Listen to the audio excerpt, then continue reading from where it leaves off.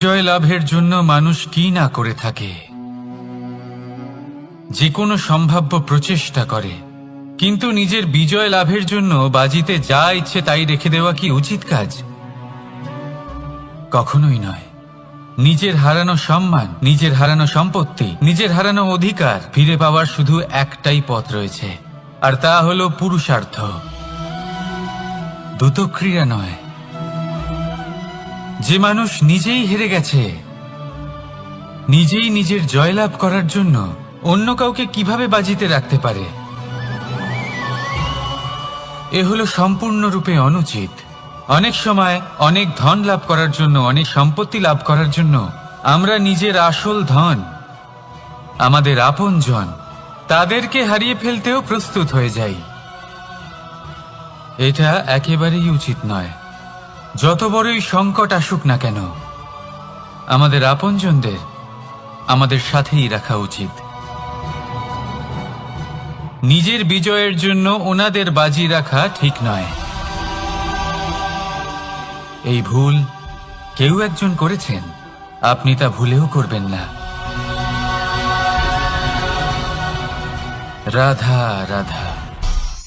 নারী জন্মসূত্রে কারোর কন্যা, ধর্মসূত্রে কারোর পত্নী, আর কর্মসূত্রে কারোর মা। আমাদের মনে এই ছবি আঁকা রয়েছে একজন নারীকে নিয়ে, তাই না? একটা অতুলনীয় ভূমিকা রয়েছে নারীদের আমাদের জীবনে, আর নারী ছাড়া আমরা কিছুই নই। কিন্তু অধিকার, সেখানে আমরা একটা ভুল করে বসি। যখন নারী একজন কন্যা থাকে, যখন সে জন্ম নেয়, তখন তার ওপর অধিকার থাকে তার পিতার। আর তারপর যখন বিয়ে হয়ে যায়, তখন তার অস্তিত্বের উপর অধিকার থাকে তার স্বামীর। আর যখন তিনি মা হন, তখন নিজেই তিনি জীবনের সমস্ত অধিকার দিয়ে দেন তার সন্তানকে। কিন্তু আমরা কি কখনো এটা ভেবেছি, এই জীবন হলো তার নিজের? যে নারী সবার কল্যাণ করছেন, তার জীবনের অধিকারও তার কাছেই থাকা উচিত, তাই না? তার নিজের জীবনের সিদ্ধান্ত সে নিজেই নিতে পারেন, নিজেই নিজের ভাগ্যের রচয়িতা হতে পারেন। আর এর জন্য আমাদের নিজেদের পাল্টাতে হবে, দৃষ্টিভঙ্গি পাল্টাতে হবে। কারণ এই ধারণা সেটা আজ বা কালকের ব্যাপার নয়, এটা ঘটে চলেছে বহু বছর ধরে, আর চলতেই থাকবে যদি আমরা এটা না বদলাই। আর এটা তখনই সম্ভব হবে যখন আমরা নিজেদের মধ্যে পরিবর্তন আনব।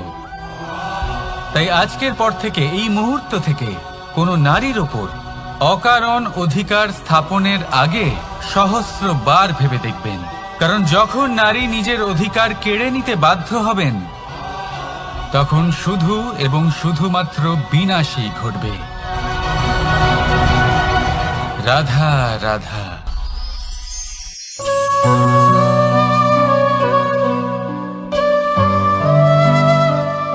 নারী, পুরুষরা যাকে নাম দিয়েছেন ত্রিয়া, কেন দিয়েছেন, কে দিয়েছেন, কেউ তা জানে না।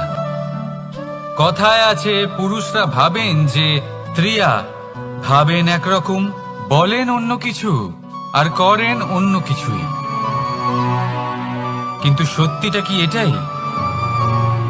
আসল সত্যি হলো এটাই যে ত্রিয়া হলো সেই চরিত্রহীন পুরুষ, আর কেউ নয়। সেই পুরুষ যারা নারীকে বলেন যে আপনি হলেন মা, আপনি হলেন দেবী, আপনি হলেন বোন। আর ভাবেন কি? ভাবেন যে এই নারী হলো আমাদের পায়ের ধুলো, আর কিচ্ছু নয়। আর কি করেন? ওনাদের মাথায়, ওনাদের খোপায় মালা পরিয়ে দিয়ে ভাবেন যে ওনারা হলেন তাদের পায়ের ধুলোর সমান। একজন নারীর সম্মান ভঙ্গ করেন, তাদের দাসী মনে করেন। ভুলবেন না, যত্র নারীয়াস্ত পূজ্যন্তে রমন্তে তত্র দেবতা। অর্থাৎ যেখানে নারীকে পুজো করা হয়, সেখানে ঈশ্বর বাস করেন। আর যেখানে নারীকে অপমান করা হয়, সেখানে ঈশ্বর এবং ভাগ্য এই দুই রুষ্ট হয়। মনে রাখবেন, যদি নারী কল্যাণকারী হতে পারেন, তাহলে নারী মহাচণ্ডী রূপও ধারণ করতে পারেন। যদি একজন নারী মাতা হয়ে জন্মদান করতে পারেন, তাহলে নারী মৃত্যু হয়ে বিনাশও করতে পারেন। যেখানে নারী অপমানিত হবেন, সেখানে মহান ভারতও মহাভারতের পথে অগ্রসর হতে পারে। তাই মনে রাখবেন, নারীর অপমান যেন কখনোই না ঘটে। আর যদি কোথাও নারীর অপমান হয়, তার অর্থ হলো আপনার বিনাশ আপনার দিকেই আসছে। আর এটা হলো তার প্রথম পদক্ষেপের প্রথম পদধ্বনি। রাধা রাধা। যদি সন্তান কোনো দুষ্কর্ম করে, তাহলে সেই অপরাধ শুধু কি সেই সন্তানের? না, যদি সন্তান দুষ্কর্ম করে, তাহলে অপরাধী তার মাতা পিতাও, যারা পুত্রমোহর কারণে সেই অনুচিত কাজে তাকে বাধা দেননি। অপরাধী হলেন তার পিতামহ, যিনি নিজের কর্তব্যবোধের কারণে নিজের পরিবারের যত্ন নেননি, যিনি সন্তানকে কখনো শাস্তি দেননি। অপরাধী হলেন তার সেই গুরুও, যিনি নিজের শিষ্যের সেই দুষ্কর্ম দেখেও তাকে প্রতিহত করতে পারেননি। একজন হবু রাজার কর্তব্য হলো নিজের প্রজার কাছে সে যেন এক উদাহরণ প্রস্তুত করতে পারে। কিন্তু যদি এত অনুচিত উদাহরণ প্রস্তুত হয়ে থাকে, তাহলে মা বাবার, বাড়ির বয়োজ্যেষ্ঠদের কর্তব্য হলো ওনারা যেন সেটা সেখানেই থামায়, হয় ভালোবেসে, নয়তো শাস্তি দিয়ে। যদি না থামানো হয়, তাহলে মহাভারত অবশ্যম্ভাবী। অনেক ব্যক্তির মনে একটা প্রশ্ন জাগে আমাকে আর রাধাকে নিয়ে। বলেন যে, না আমি আর রাধা একসাথে থাকি, না আমাদের বিয়ে হয়েছে। আমি এখানে দ্বারকাতে, ও ওখানে বর্ষণাতে, তাও এত ভালোবাসা কি করে? এ কেমন সম্পর্ক? আমি তাদের একটা সহজ কথা বলতে চাই। আপনি কখনো আয়নার দিকে দেখেছেন? নিজের দুই চোখের দিকে তাকিয়ে জিজ্ঞাসা করুন, এই দুই চোখ একসাথে কেন বন্ধ হয়, একসাথে কেন খোলে, একসাথে কেন ঘুমোয়, একসাথে কেন কাঁদে? আজীবন কোনো এক মানুষের সাথে সম্পর্ক রাখা অবশ্যই সম্ভব, তাদের সাথে দেখা না করে। আমার আর রাধার ভালোবাসাও কিছুটা এরকমই, আর কিছুটা এরকমই হয় ভালোবাসা দুই নয়নের মতো, যারা কখনোই মিলিত হবে না, কিন্তু চিরকালের জন্য একসাথে জুড়ে থাকবে। এই অনুভূতি নিঃস্বার্থ হয়, আর এই নিঃস্বার্থ ভালোবাসা আপনাকে আনন্দের পথে অগ্রসর করে। জীবনে সবসময় নিঃস্বার্থভাবে ভালোবাসুন, শুধুমাত্র আনন্দই পাবেন। তাহলে আসুন আমার সাথে নিঃস্বার্থভাবে ভালোবেসে বলুন, রাধা রাধা। মানুষ, কোন ব্যক্তির নির্মাণ হয় কিভাবে? কেউ বলবেন পঞ্চতত্ত্বের দ্বারা, কেউ বলবেন আত্মা, দেহ ও চেতনার দ্বারা, কেউ বলবেন ঈশ্বরের কৃপার দ্বারা, তো কেউ বলবেন এই প্রকৃতির পরীক্ষার দ্বারা। না, মানুষের নির্মাণ হয়ে থাকে বিশ্বাস দ্বারা। ব্যক্তি তখনই গড়ে ওঠেন যখন ব্যক্তিত্ব থাকে, ঠিক কিনা? আর ব্যক্তিত্ব তখনই হবে, আর সেরকমই হবে যেরকম বিশ্বাস আপনি নিজের উপরে রাখবেন। যদি আপনি মনে করেন আপনি বিষের ন্যায় হবেন, তাহলে আপনি বিষাক্তই হবেন। যদি আপনি এটা মনে করেন যে আপনি অমৃতের ন্যায় হবেন, তাহলে আপনি অমরই হয়ে যাবেন। যদি আপনি নিজের উপরে বিশ্বাস রাখেন যে আপনি সংসারের সব থেকে উঁচু পর্বতের শিখরে পৌঁছতে পারবেন, তাহলে আপনি অবশ্যই পৌঁছবেন। যদি আপনার এরকম মনে হয় যে আপনি এরকম কখনো করতে পারবেন না, তাহলে এরকম কখনোই হবে না।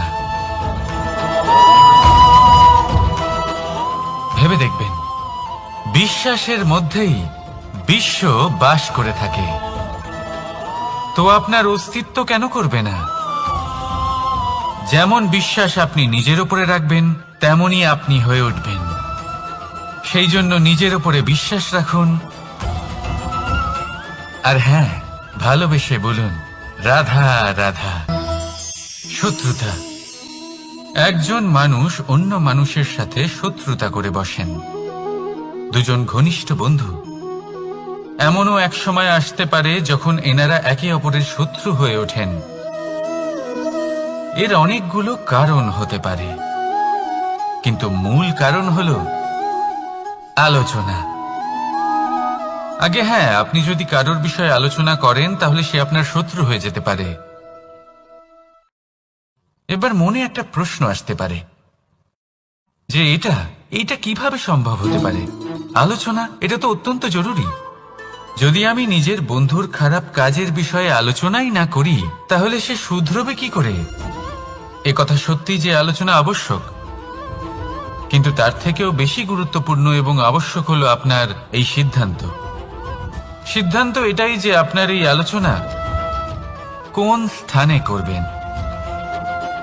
যদি এটা সবার সামনে করবেন ভাবেন, তাহলে তা অপমানও হয়ে যেতে পারে। যদি এটা আলাদাভাবে করেন তাহলে তা পরামর্শ হয়ে যায়। অপমান কেউ স্বীকার করতে পারেন না, কিন্তু পরামর্শ সকলের ভালো লাগে। তাহলে যদি আপন কারোর জন্য ভালো কিছু চান, কাউকে শুধরে দিতে চান, আর আপনার মনে হয় আলোচনা আবশ্যক, তাহলে সর্বপ্রথম সময়, পরিস্থিতি আর স্থানের কথা মনে রাখবেন। নয়তো এই আলোচনা আপনাকে খুব ভোগাতে পারে। তাহলে আসুন আমার সাথে ভালোবেসে বলুন রাধা রাধা। আপনার জীবনেও কি সমস্যা রয়েছে? অবশ্যই থাকবে। প্রত্যেকের জীবনেই সমস্যা থাকে। প্রত্যেক মানুষ জিজ্ঞাসাও করেন যে এই সমস্যা আসলে কি আর কেন আসে জীবনে। আপনাকে একটা কথা বলে দিই যে সমস্যা আসলে সেটা নয় যা আপনার পথে বাধা সৃষ্টি করে, বরং সমস্যা হলো সেটাই যেটা আপনি তখন দেখতে পান যখন আপনার একাগ্রতা আপনার পথ থেকে, আপনার লক্ষ্য থেকে সরে যেতে থাকে। আর এই সমস্যাগুলি দূর করার জন্য, এর সমাধান করার জন্য একটাই পথ আছে। নিজের সমস্ত ভাবনা আরো একবার একাগ্র করুন নিজের পথের দিকে, নিজের লক্ষ্যের দিকে। আপনার সমস্ত ভাবনা যদি কেন্দ্রীভূত হয় নিজের লক্ষ্যে, তাহলে এই সমস্যা দূরে থাকবে। যদি এরকম না হয়, যদি আপনার মন একটু অন্যদিকে চলে যায়, তাহলে এই সমস্ত সমস্যা আবার সামনে চলে আসে আর বাড়তেও থাকে। দেখুন, যেখানে আপনার লক্ষ্য রয়েছে, বাণ যদি সেখানেই চালাতে হয়, তাহলে দৃষ্টি তো সেদিকেই রাখতে হবে। তবেই তো আপনি সেই লক্ষ্য ভেদ করতে পারবেন। সেই জন্য মনে রাখবেন, সর্বদা লক্ষ্য রাখবেন নিজের পথে, সেই পথেই সামনে এগোতে থাকুন নিজের লক্ষ্যের দিকে। আপনি যত সামনে এগোতে থাকবেন এই সমস্যা তত পিছিয়ে যাবে। তাহলে আসুন আমার সাথে ভালোবেসে বলুন রাধা রাধা। এই পাখিরা সত্যি খুব সুন্দর, আমার খুব ভালো লাগে। আপনি নিশ্চয়ই শুনে থাকবেন যে কিছু পাখির কাছে ডানা অবশ্যই থাকে, কিন্তু উড়তে পারে না। তারা চায় উঁচু আকাশে উড়ে বেড়াতে এবং মেঘেদের সাথে কথা বলতে, করতেই পারে না। এবার এই সংসারেও পাওয়া যায় ঘুড়িও। এদের মধ্যে না জীবন আছে, না প্রাণ আছে, আর না আছে ডানা, কিন্তু এরা আকাশের সাথে কথা বলে, হাওয়ার বেগের সাথে কথা বলে, আনন্দ করে, উৎফুল্ল হয়ে ওঠে। আকাশে জীবনের কিছু মুহূর্ত কাটায়। তার কারণ কি হতে পারে? কারণ হলো সুতো। এই সুতো যদি সঠিক হাতে থাকে, তাহলে এই কাগজের তৈরি ঘুড়িও আকাশের উচ্চতায় উড়ে বেড়াতে পারে। এবার এই সুতো আসলে কি? এই সুতো হলো আসলে ভালোবাসা, এই সুতো হলো আসলে বিশ্বাসের। আর এটা আপনি দিয়ে থাকেন তাদের হাতে যাদের আপনি বিশ্বাস করেন, যাদের আপনি নিজের সর্বস্ব দিয়ে দেন। ভেবে দেখুন, এই ভালোবাসা আর বিশ্বাসের সুতো আপনি যদি সঠিক মানুষের হাতে দিয়ে দেন, তাহলে আপনি অনেক উচ্চতায় উঠতে পারবেন, আকাশের উচ্চতায় উড়ে বেড়াতে পারবেন, মেঘের সাথে কথা বলতে পারবেন, পাখিদের মতো উড়তে পারবেন, যা ইচ্ছে তাই করতে পারবেন। শুধু এই মানুষ সঠিক হতে হবে, এমন একজন মানুষ যার মনে আপনার জন্য ভালোবাসা রয়েছে, এমন এক মানুষ যার মনে কোনো স্বার্থ নেই, যিনি পরোপকারী, এমন একজন ব্যক্তি যিনি আপনার অস্তিত্বকে বাইরে নিয়ে আসতে পারবেন, তাকে উজ্জ্বল করে তুলবেন। তাহলে ভালোবাসুন, আনন্দ করতে থাকুন, আর এই আনন্দ সহকারে বলুন, রাধা রাধা। আমরা সকলে এমন ব্যক্তির সাথে থাকতে চাই যারা খুব মিষ্টি কথা বলেন, যাদের ব্যবহার আমাদের ভালো লাগে, যারা দেখতে সুন্দর হন, যাদের আমরা পছন্দ করি। আর সবসময় এমন ব্যক্তির থেকে দূরে থাকতে চেষ্টা করি যাদেরকে আমরা পছন্দ করি না, যাদের কথা আমাদের খারাপ লাগে, যাদের কথা একটু কঠোর হয়। আমরা সবসময় চেষ্টা করি এদের থেকে দূরে থাকার, ঠিক কিনা? কিন্তু যদি বাস্তবটা দেখি, তাহলে এই কঠোরতা জীবনে শান্তির প্রলেপ দেয়। ওষুধও একটু কড়াই হয়, কিন্তু এ কি করে? আমাদের সুস্থ করে তোলে। ঠিক সেইভাবেই ভালোবাসার এই অধ্যায় একটু কঠিন, একটু কড়াও মনে হতে পারে, কিন্তু এর ফল সবসময় আপনাদের স্বাস্থ্যের পক্ষে ভালোই হয়। সেই জন্য যদি কেউ আপনার নিন্দে করে, আপনাকে কড়া কথা শোনায়, আপনার ব্যাপারে আলোচনা করে, তার মানে এটা নয় যে সে আপনার শত্রু। হতে পারে তিনি আপনার বন্ধু হন, আপনার জন্য ভালো চান, আপনাকে শুধরে নিতে চান, আপনার মধ্যে কোনো পরিবর্তন দেখতে চান। সেই জন্য কখনো কারোর কথা শুনে বা কাউকে দেখে প্রাথমিকভাবে এই সিদ্ধান্ত নেবেন না যে তিনি আপনার শত্রু হন নাকি আপনার বন্ধু হন। এমনও শত্রু হয়ে থাকেন যে গুড়ের মতো মিষ্টি মিষ্টি কথা বলে আসলে আপনাকে বিষ পান করিয়ে দেবেন। আর এমনও বন্ধু থাকেন যারা আসলে নিমের মতো কড়া কথা বলেন কিন্তু আপনাকে অমৃত পান করান। এদের মধ্যে পার্থক্য করতে জানতে হবে, কে আসলে শত্রু হন আবার কে আসলে মিত্র হন। এই পার্থক্য যখন আপনি করতে শিখবেন, তখন আপনি এই সংসারের সব থেকে সুখী প্রাণী হয়ে উঠবেন। এই পার্থক্য বোঝা সহজ নয়, কিন্তু অবশ্যই আবশ্যক। রাধা রাধা। অসুখ। এমন কোন মানুষ আছেন এই সংসারে যার অসুখ করে না? প্রত্যেক মানুষ কখনো না কখনো অবশ্যই অসুস্থ হয়েছে, তার এই শরীর রোগের শিকার অবশ্যই হয়েছে। এবারে দেখুন, এই রোগ আসে আবার এই রোগ চলেও যায়, কিন্তু সেই রোগ আমাদের কষ্ট দিতে কেন সক্ষম হয়?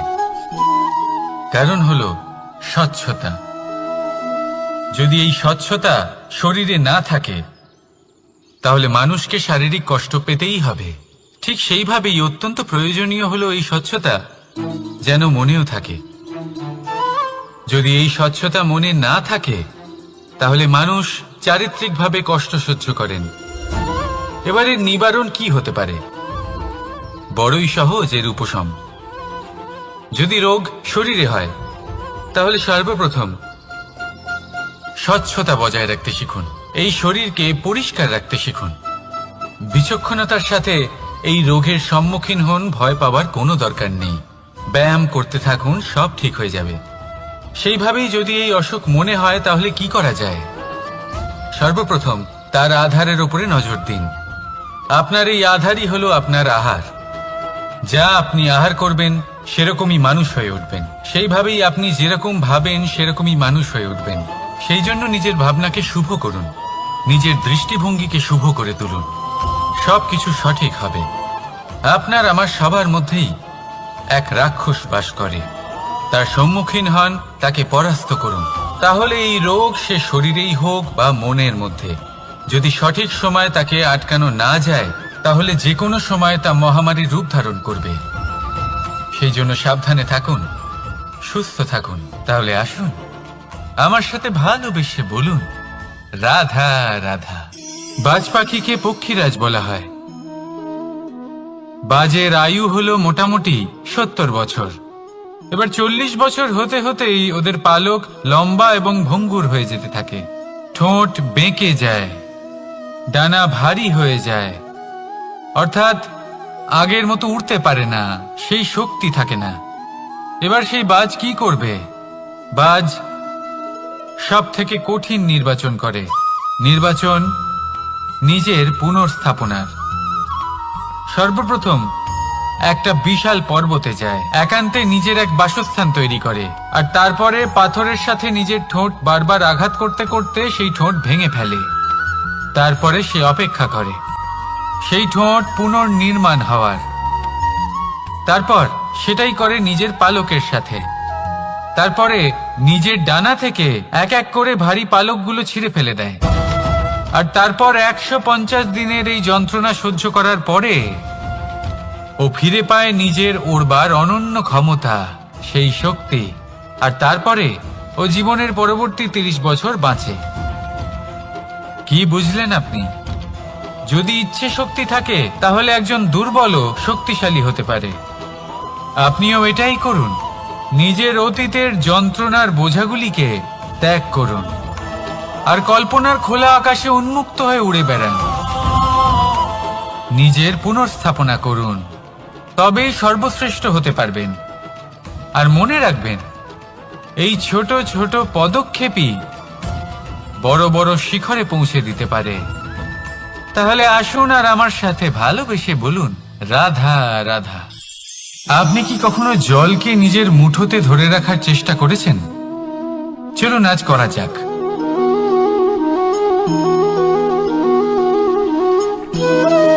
যদি আপনি নিজের মুঠো জোরে বন্ধ করেন, জল ধরে রাখতে পারবেন না। যদি আপনি তাকে এমনি বইতে দেন, তাহলে ও নিজের পথ নিজেই করে নেবে আর আপনার হাতেও থেকে যাবে। আমাদের জীবনও হলো কিছুটা এরকম, জলের মতো। নিজের পথ নিজেই করে নেয় এই জীবন। প্রত্যেক সমস্যার সমাধান নিজেই করে নেয় এই জীবন। তাই জীবনে যখন কোনো পরিস্থিতি আমাদের প্রতিকূল হয়ে থাকে, কিছুই হয়তো আমরা বুঝতে পারছি না, কিছুই যখন বসে থাকে না, তখন আমরা হতাশ হয়ে পড়ি, নিরাশ হয়ে পড়ি। আর এটাই করা উচিত নয়। শান্ত মনে দেখতে হবে যে এই জীবনে আসলে কি ঘটে চলেছে। কষ্ট সবাই ভোগ করেন। কষ্ট পেলে কেউ রেগে যান, রেগে গিয়ে পরাক্রম দেখান। এটাই তো করা উচিত নয়। শান্ত মনে সেটাই করতে হবে যা জীবন আমাদের শেখাতে চাইছে। জীবন আমাদের সব শিখিয়ে দেবে, শুধু মনে রাখবেন কখন প্রয়াস করতে হবে আর কখন আমাদের প্রতীক্ষা করতে হবে, সেটা আগে আপনাকে বুঝতে হবে। তাহলে আসুন আমার সাথে ভালোবেসে বলুন রাধা রাধা। বল, শক্তি, পরাক্রম এই সংসারের বিকাশের মূল। কিন্তু কখনো ভেবেছেন যে প্রকৃতি আমাদের এই বল, শক্তি, পরাক্রম কেন দিয়েছেন? যাতে আমরা জীবনে কারোর উদ্ধার করতে পারি, কাউকে সাহায্য করতে পারি, কারোর জন্য ভালো কিছু করতে পারি, কোনো গরিব অসহায় মানুষের জন্য কিছু করতে পারি। এই বল, এই শক্তির সদ্ব্যবহার করতে পারি। কখনো দেখেছেন এমন মানুষ যার কাছে অসীম শক্তি আছে, কিন্তু তার সাথেই অসম্ভব অহংকারও রয়েছে? যিনি নিজেকে সর্বশ্রেষ্ঠ বলে মনে করেন, খারাপ কাজও করেন। আপনি দেখবেন প্রকৃতি এবং মানুষ তাকে ভাঙতে সর্বদা চেষ্টা করেন। মনে রাখবেন, যতই সুবিশাল পর্বত হোক না কেন, তা যদি পথে পড়ে, তাকে ভেঙে পথ প্রশস্ত করা হয়। যদি আপনার কাছে বল থাকে, শক্তি থাকে, পরাক্রম থাকে, তাহলে তার সদ্ব্যবহার করুন, কাউকে সাহায্য করুন, কাউকে রক্ষা করুন।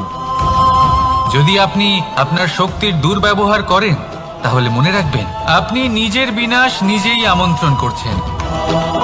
এবার বল অর্জন করার পরে, শক্তি অর্জন করার পরে আপনি নিজেকে বিনাশ করতে চান নাকি এই সংসারের উদ্ধার করতে চান, সিদ্ধান্ত আপনার।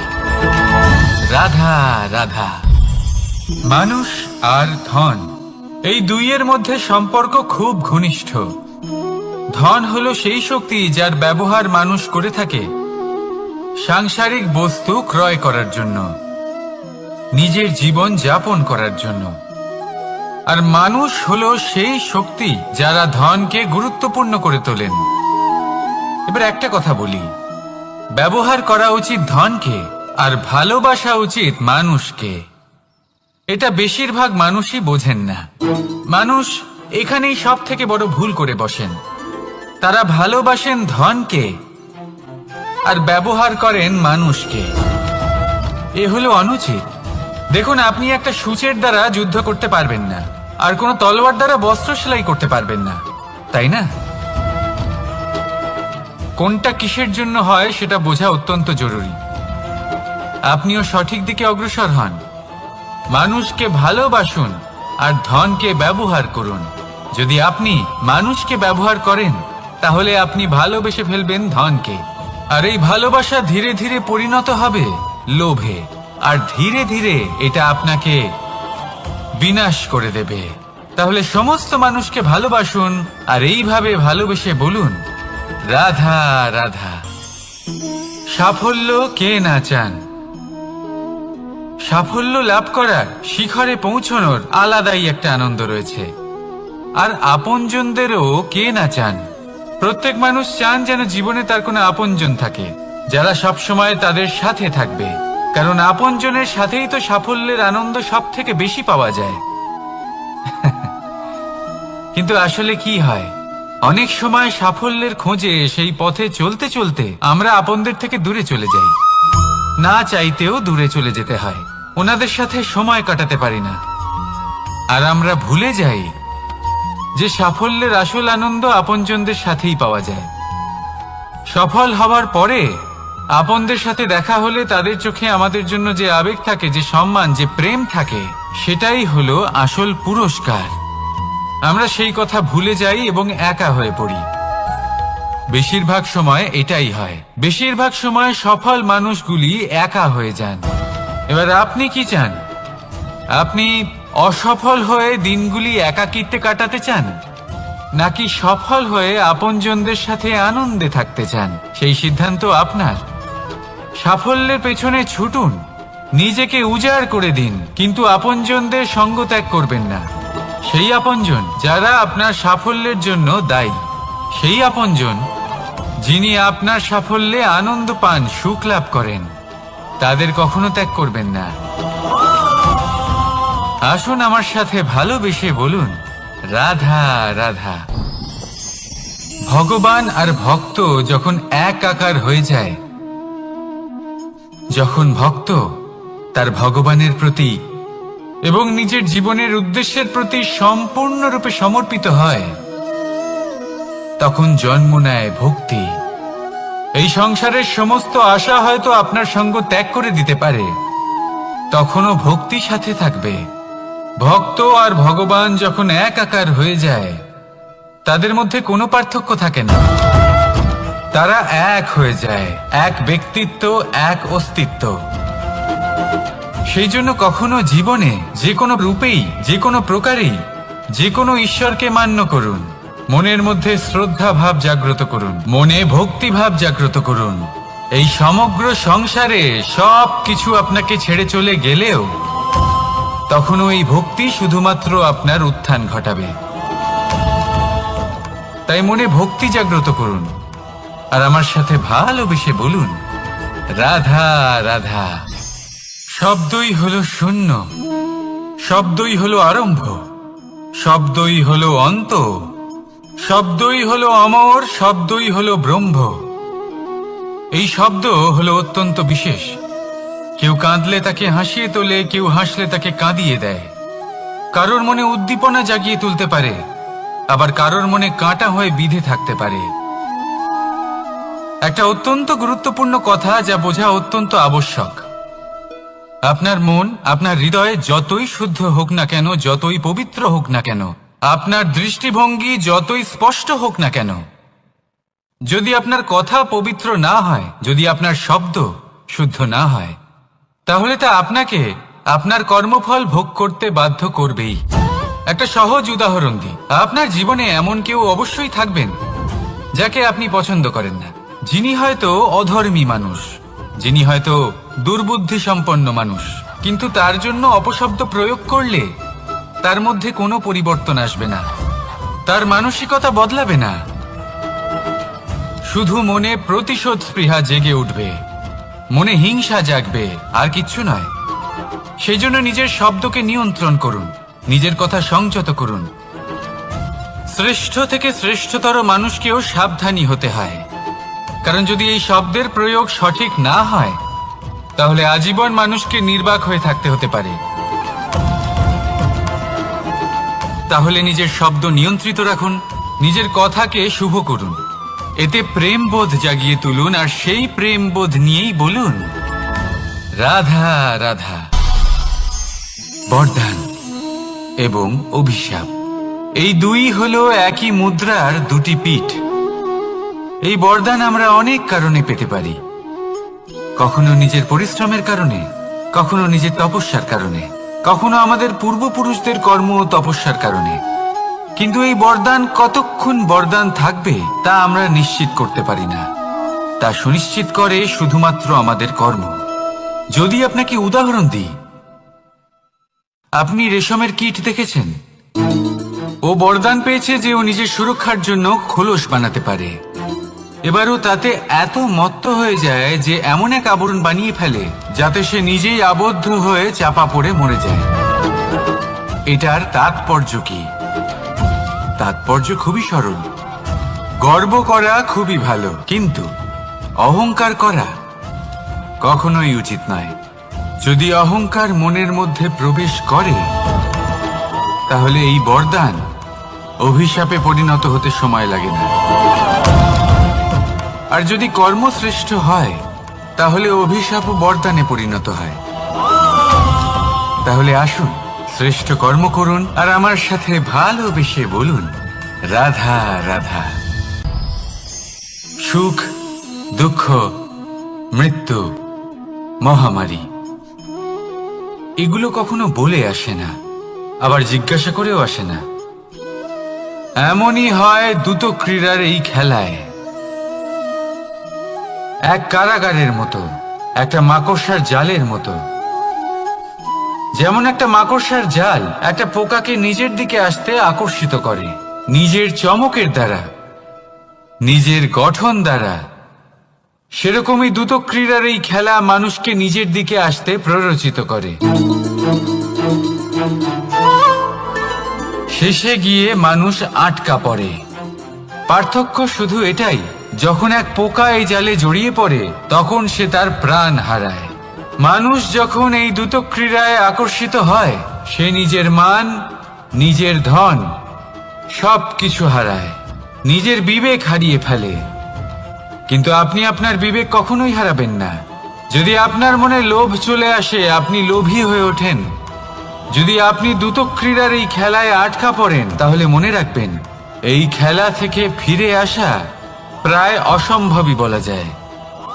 নিজের বিবেক কখনো হারাতে দেবেন না, কারণ বিনাশ আসার প্রথম লক্ষণ হলো বিবেকের বোধ চলে যাওয়া। এই প্ররোচনায় কখনো পা দেবেন না। আর আমার সাথে ভালোবেসে বলুন রাধা রাধা। বিজয়, বিজয় লাভের জন্য মানুষ কি না করে থাকে, যে কোনো সম্ভাব্য প্রচেষ্টা করে। কিন্তু নিজের বিজয় লাভের জন্য বাজিতে যা ইচ্ছে তাই রেখে দেওয়া কি উচিত কাজ? কখনোই নয়। নিজের হারানো সম্মান, নিজের হারানো সম্পত্তি, নিজের হারানো অধিকার ফিরে পাওয়ার শুধু একটাই পথ রয়েছে, আর তা হলো পুরুষার্থ, দ্রুত ক্রীড়া নয়। যে মানুষ নিজেই হেরে গেছে, নিজেই নিজের জয়লাভ করার জন্য অন্য কাউকে কিভাবে বাজিতে রাখতে পারে? এ হলো সম্পূর্ণরূপে অনুচিত। অনেক সময় অনেক ধন লাভ করার জন্য, অনেক সম্পত্তি লাভ করার জন্য আমরা নিজের আসল ধন, আমাদের আপনজন, তাদেরকে হারিয়ে ফেলতেও প্রস্তুত হয়ে যাই। এটা একেবারেই উচিত নয়। যত বড়ই সংকট আসুক না কেন, আমাদের আপনজনদের আমাদের সাথেই রাখা উচিত। নিজের বিজয়ের জন্য ওনাদের বাজি রাখা ঠিক নয়। এই ভুল কেউ একজন করেছেন, আপনি তা ভুলেও করবেন না। রাধা রাধা। নারী জন্মসূত্রে কারোর কন্যা, ধর্মসূত্রে কারোর পত্নী, আর কর্মসূত্রে কারোর মা। আমাদের মনে এই ছবি আঁকা রয়েছে একজন নারীকে নিয়ে, তাই না? একটা অতুলনীয় ভূমিকা রয়েছে নারীদের আমাদের জীবনে, আর নারী ছাড়া আমরা কিছুই নই। কিন্তু অধিকার, সেখানে আমরা একটা ভুল করে বসি। যখন নারী একজন কন্যা থাকে, যখন সে জন্ম নেয়, তখন তার ওপর অধিকার থাকে তার পিতার। আর তারপর যখন বিয়ে হয়ে যায়, তখন তার অস্তিত্বের উপর অধিকার থাকে তার স্বামীর। আর যখন তিনি মা হন, তখন নিজেই তিনি জীবনের সমস্ত অধিকার দিয়ে দেন তার সন্তানকে। কিন্তু আমরা কি কখনো এটা ভেবেছি এই জীবন হলো তার নিজের?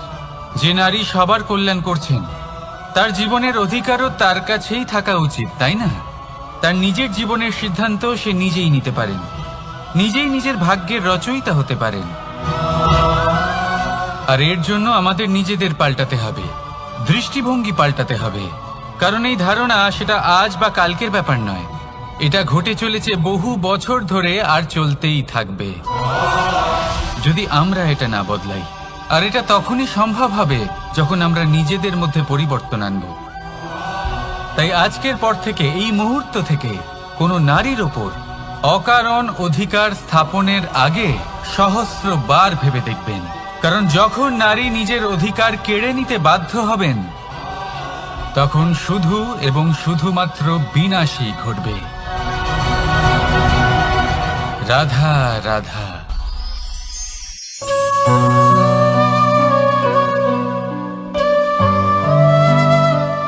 নারী, পুরুষরা যাকে নাম দিয়েছেন ত্রিয়া, কেন দিয়েছেন, কে দিয়েছেন, কেউ তা জানে না। কথায় আছে, পুরুষরা ভাবেন যে ত্রিয়া, ভাবেন একরকম, বলেন অন্য কিছু, আর করেন অন্য কিছুই। কিন্তু সত্যিটা কি এটাই? আসল সত্যি হলো এটাই যে ত্রিয়া হলো সেই চরিত্রহীন পুরুষ, আর কেউ নয়। সেই পুরুষ যারা নারীকে বলেন যে আপনি হলেন মা, আপনি হলেন দেবী, আপনি হলেন বোন। আর ভাবেন কি? ভাবেন যে এই নারী হলো আমাদের পায়ের ধুলো, আর কিচ্ছু নয়। আর কি করেন? ওনাদের মাথায়, ওনাদের খোপায় মালা পরিয়ে দিয়ে ভাবেন যে ওনারা হলেন তাদের পায়ের ধুলোর সমান। একজন নারীর সম্মান ভঙ্গ করেন, তাদের দাসী মনে করেন। ভুলবেন না, যত্র নারীয়াস্ত পূজ্যন্তে রমন্তে তত্র দেবতা। অর্থাৎ যেখানে নারীকে পুজো করা হয়, সেখানে ঈশ্বর বাস করেন। আর যেখানে নারীকে অপমান করা হয়, সেখানে ঈশ্বর এবং ভাগ্য এই দুই রুষ্ট হয়। মনে রাখবেন, যদি নারী কল্যাণকারী হতে পারেন, তাহলে নারী মহাচণ্ডী রূপও ধারণ করতে পারেন। যদি একজন নারী মাতা হয়ে জন্মদান করতে পারেন, তাহলে নারী মৃত্যু হয়ে বিনাশও করতে পারেন। যেখানে নারী অপমানিত হবেন, সেখানে মহান ভারতও মহাভারতের পথে অগ্রসর হতে পারে। তাই মনে রাখবেন, নারীর অপমান যেন কখনোই না ঘটে। আর যদি কোথাও নারীর অপমান হয়, তার অর্থ হলো আপনার বিনাশ আপনার দিকেই আসছে। আর এটা হলো তার প্রথম পদক্ষেপের প্রথম পদধ্বনি। রাধা রাধা।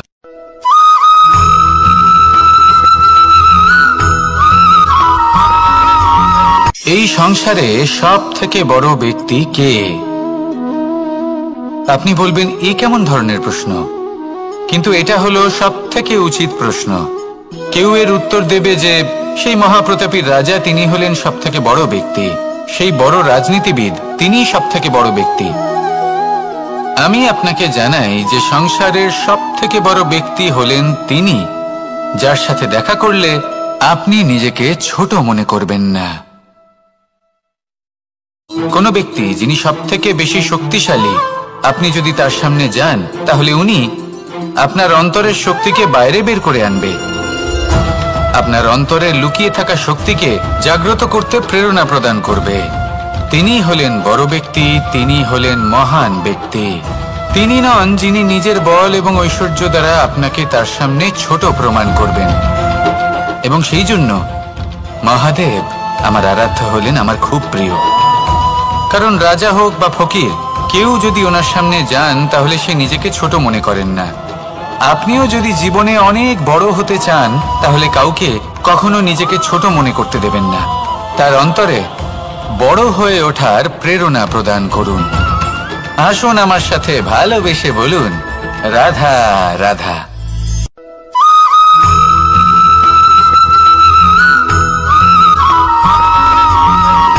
জীবন কিসের উপর নির্ভরশীল? ধনের উপর, বৈভবের অনুভব যদি আপনি করতে চান তাহলে তা পাবেন শুধু একতার দ্বারা, সংগঠনের দ্বারা। যদি আপনাকে উদাহরণ দিই, নিজের এই হাতটাকে দেখুন, 5টা আঙুল রয়েছে। কোনো একটা বস্তুকে নিজের একটা আঙুল দ্বারা তুলে ধরার চেষ্টা করে দেখুন, বড়ই কষ্ট হবে। তখন আপনি বুঝতে পারবেন যখন এই 5টি আঙুল একত্রিত হয় তখন কোনো কাজ কতটা সহজ হতে পারে। এটাই হলো শক্তি, একতার। সব থেকে ভালো উদাহরণ যদি আপনাকে দিই তাহলে বাঁশি। এই বাঁশি থেকে অত্যন্ত মধুর সুর নির্গত হয় যা সবার মন প্রসন্ন করে দেয়। এই কথা সত্যি, কিন্তু এই বাঁশি আমি একটা বা দুটো আঙুল দিয়ে বাজাতে পারবো না। আমাকে প্রত্যেকটা আঙুল ব্যবহার করতেই হবে, তবেই এর থেকে মধুর সুর নির্গত হবে যা সকলকে প্রসন্ন করবে, ঠিক কিনা? ঠিক এইভাবেই যদি আপনি চান যে আপনার জীবনরূপী বাঁশি থেকেও মধুর সুর নির্গত হোক বা সবার মনকে প্রসন্ন করে তুলুক, তাহলে আপনাকেও জীবনে একতা নিয়ে আসতেই হবে। আপনি একাও কর্ম করতে পারেন, পথ চলতেও পারেন, সামনেও এগোতে পারেন, সাফল্যও লাভ করতে পারেন। কিন্তু যখন সকলে একসাথে এগোবেন, সেই পথে চলবেন, সেই কর্মই করবেন, তখন লক্ষ্যে অবশ্যই পৌঁছবেন, সাফল্য অবশ্যই লাভ করবেন। কিন্তু সেই সাফল্য এবং তার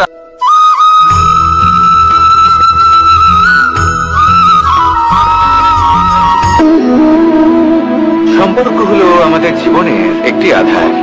কিছু সম্পর্ক এমন যে আমরা জন্মসূত্রে লাভ করি, যেমন পরিবার, মা, বাবা। কিছু সম্পর্ক আছে যে আমরা জীবনে অর্জন করে থাকি, তা সে প্রেমের হোক, স্নেহের হোক বা বন্ধুত্বের। এই সকল সম্পর্ক লাভ করার বা গড়ে তোলার 5টি ধাপ রয়েছে। প্রথম ধাপ, কোনো ব্যক্তির সাথে আলাপ হওয়া, তার সাথে কথা বলা বা তাকে দেখা। দ্বিতীয় ধাপ, সে ব্যক্তিকে আমাদের ভালো লাগা। তৃতীয় ধাপ, আমাদের এটা চাইতে শুরু করা যে জীবনে এই ব্যক্তি যেন আমাদের বন্ধু হন, আমাদের জীবনে থাকে, বা আমাদের কাউকে ভালোবেসে ফেলা। আর এটা আমাদের ভাবা বা চাওয়া যে সেই ব্যক্তি যেন আজীবন আমার সাথে থাকেন, আমার জীবনে আমার সাথী হয়ে। চতুর্থ ধাপ, লাভ করা। এবার এই ধাপটি অনেক মানুষের পক্ষে খুবই সরল হয়, বড়ই সরল ভাবে নিজেদের সঙ্গীকে লাভ করে থাকে। কিছু মানুষের জন্য এই ধাপ অত্যন্ত কঠিন হয়ে থাকে। অনেক প্রতিকূল পরিস্থিতির উপর জয়লাভ করে তারা সঙ্গীকে লাভ করেন, কিন্তু লাভ অবশ্যই করেন। এরপরে আসে পঞ্চম, অন্তিম এবং সব থেকে গুরুত্বপূর্ণ ধাপ। সেটা হলো সেই সম্পর্ক পালন করা। এটা হলো এমন এক বিষয় যা প্রত্যেক মানুষের শেখা উচিত। যদি ব্যক্তি নিজের জীবনে সম্পর্ক রক্ষা করতে শিখে যান, তবে প্রত্যেক সম্পর্ক তার জীবনকে স্বর্গ করে তুলবে। আসুন আর আমার সাথে ভালোবেসে বলুন, রাধা রাধা।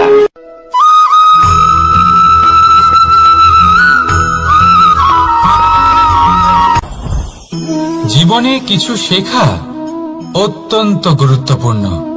এবার কি কি শিখতে হবে সেই সব শেখানোর জন্য অনেক শিক্ষক রয়েছেন, কিন্তু কি শিখবেন না আর কি করবেন না এটা আমাদের নিজের অভিজ্ঞতা দিয়ে শিখতে হয়।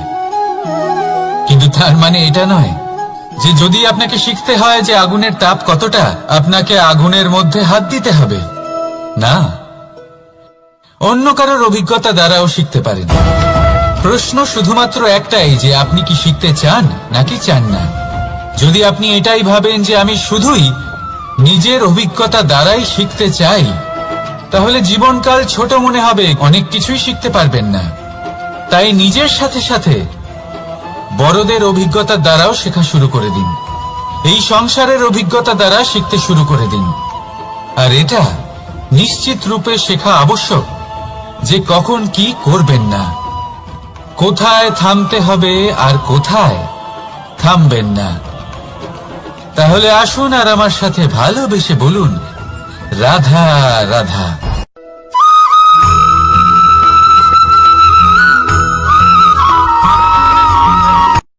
শুধু ওনাদের কঠোর ব্যবহার দেখলে আমরা একটু ভয় পেয়ে যাই। এবার ওনাদের এই কঠোর ব্যবহার আমাদের ভালো না লাগলেও অত্যন্ত আবশ্যক, কারণ মাতার থেকে আমরা যে শক্তি লাভ করি তা যেন নিয়ন্ত্রণ হারিয়ে বিধ্বংসী না হয়ে ওঠে।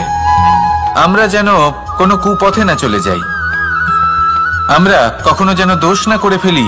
শুধু সেই জন্য পিতা এবং গুরু একটু কঠোর হয়ে ওঠেন, এবং ওনাদের এই কঠোর আচরণ ভবিষ্যতে গিয়ে আমরা অবশ্যই বুঝতে পারি।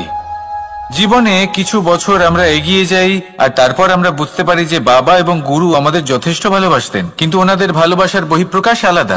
প্রয়োজনীয় হলো এটা দেখার, এটা বোঝার যে শুরু থেকে আমাদের প্রতি ওনাদের আচরণ কেমন ছিল। ওনাদের কঠোর হওয়ার পেছনে ওনাদের ভালোবাসাটা বোঝার চেষ্টা করুন, ওনাদের চিন্তাটা বোঝার চেষ্টা করুন, ওনাদের পথপ্রদর্শনের আড়ালে আপনার ভবিষ্যতের জন্য যে পরিকল্পনা ওনারা করেছেন সেটা বোঝার চেষ্টা করুন। তখন আপনারা বুঝতে পারবেন ওনাদের ভালোবাসাকে। আপনার মনের মধ্যে আপনা থেকেই ওনাদের প্রতি সম্মান জেগে উঠবে। নিজের পিতা এবং নিজের গুরু এই দুজনের প্রতি কৃতজ্ঞতা প্রকাশ করুন আর আমার সাথে ভালোবেসে বলুন, রাধা রাধা।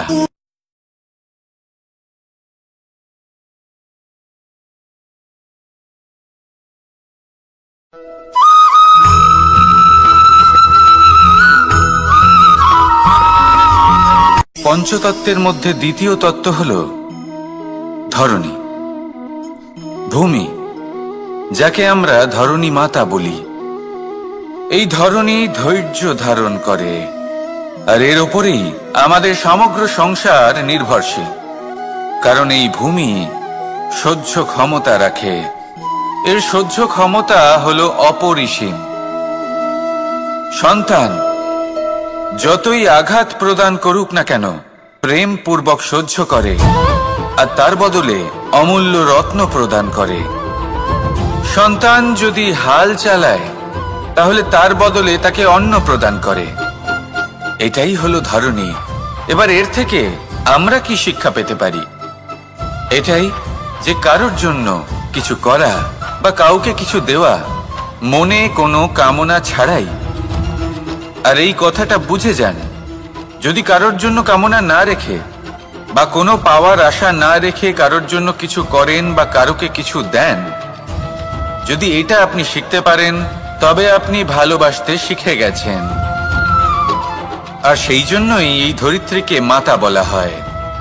কারণ মাতা শুধু উনি নন যিনি গর্ভে সন্তানকে ধারণ করেন, মাতা তো উনিও যিনি জীবন বাঁচতে শেখান, যিনি জীবন বাঁচার উদাহরণ প্রদান করেন। তাহলে ধরণীর থেকে এই নিঃস্বার্থ ভাব শিখুন, নিঃস্বার্থ ভালোবাসা শিখুন, আর এই ভালোবাসার সাথেই বলুন, রাধা রাধা।